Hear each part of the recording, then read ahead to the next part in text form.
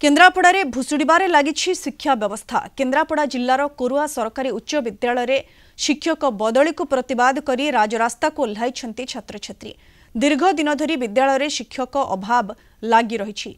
एने प्रधान शिक्षकों आरंभ कर ब्लॉक शिक्षा अधिकारी जिला शिक्षा अधिकारी जाए दाबीपत्र देइछंती, किंतु एजाए किछि सुफल मिलनी। एबे हाथ गणती शिक्षकों मध्यरु आउ जणे शिक्षकों बदली होइथिबारु छात्र छात्री प्रतिवाद करिसंती। विद्यालय आगरे छात्र छात्री माने स्कूल फाटकरे ताला पकाइबा सह कटक कोरुआ मुख्य रास्तारे धारणा देइथिले। अन्यपटे समस्त घटना उच्च कर्तृपक्षों को जणाजिबो बोली कहिसंती बीईओ। परिस्थिति को नियंत्रण पई घटनास्थल रे कुदानगिरी पुलिस मुतयन अछंती। शुक्रवार ठारू बादल सारे टिके आसीथिले। शनिवार ठारू तांको ट्रांसफर हो जाइछि। से नईदपुर स्कूल ले पढौछंती। आमे एठी शनिवार ठारू आसी 6 घंटा स्ट्राइक करथिलु। शनिवार बीओ डीओ केही भी आसी नथिले कि उच्च अधिकारी माने केही आसी नथिले। आमे एठी 6 घंटा स्ट्राइक करी खरार बसी जाइथिलु। आज मध्य आसी सकाळ 9 टारू एठी बसिछु। वर्तमान पर्यंत केही भी आसी नांदी।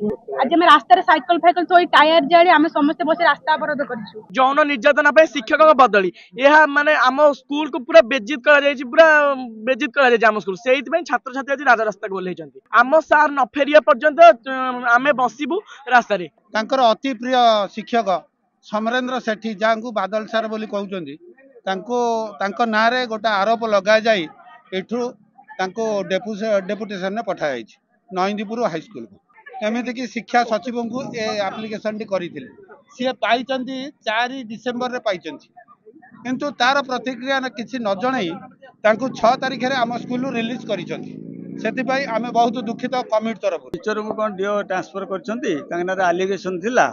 एलिगेशन पर इनक्वायरी करा जायथिला। इनक्वायरी हला पर बोधे से टीचर को सारे हम ट्रांसफर कर दैछंती गोटे स्कूल को। तेणु पिला माने डिसैटिस्फाइड हे कि गोटे अभियोग करी रास्ता रोक करछंती।